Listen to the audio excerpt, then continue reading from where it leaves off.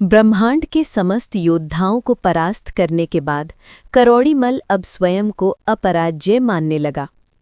अपने मामा काल्य दैत्य के कहने पर और कोबरा के भय से उसने संसार जंगल पर आक्रमण का निश्चय किया। उसकी विकराल भैंसे जैसी सेना गर्जन करती बिजली की तरह चारों दिशाओं में फैली। देवता, दैत्य, यक्ष, गंधर्व सभी भय से कांप उठे। करोड़ीमल ने अपनी शक्ति से भवानी और शंकरा को पराजित कर क्षितिज लोक में ले जाकर लौह कारागार की सलाखों में बंद कर दिया। चारों ओर अंधकार और अग्नि की ज्वालाएं नृत्य कर रही थीं। वहीं उसने किंग कोबरा को अपना मुख्य सेनापति नियुक्त किया। हे कोबरा, अब तुम मेरे महासेनापति होगे। तुम्हारे बिना ये संसार अब नहीं डरेगा।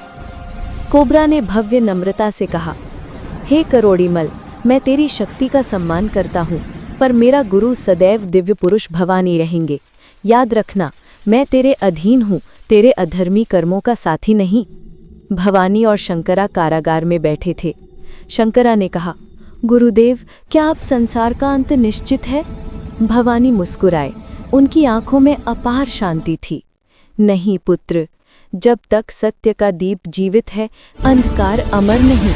तेरा छोटा भाई शिवा आएगा और यही अधर्म का अंत करेगा। उधर करोड़ीमल का नाम अब हर दिशा में गूंज रहा था।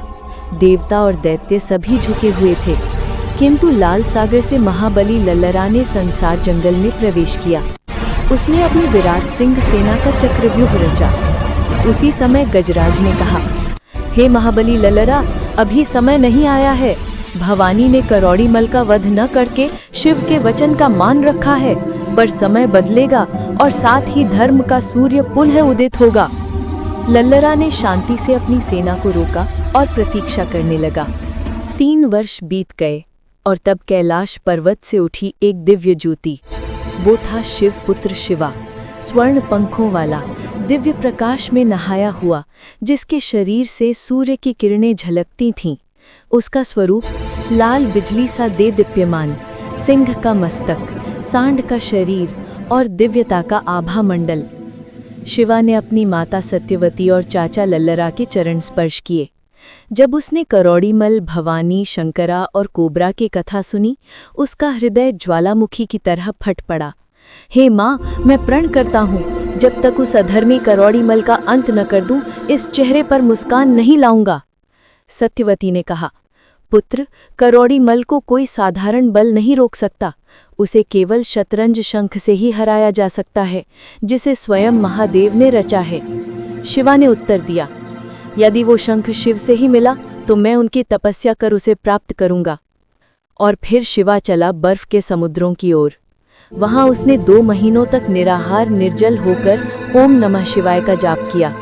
उसकी तपस्या से धरती कांपने लगी, हिमालय की चोटियां झुकने लगी और तब भगवान शिव स्वयं प्रकट हुए। पुत्र शिवा, तू धर्म का प्रहरी है। ये ले शतरंज शंख, इसके नाद से अधर्म की जड़ें तक कांप उठेंगी।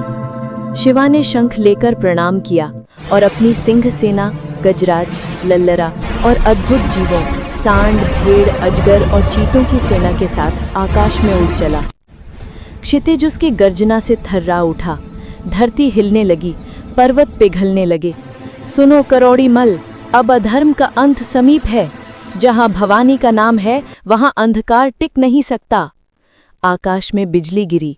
समस्त देवमंडल ने देखा, धर्म का पुनर्जन्म हो चुका था।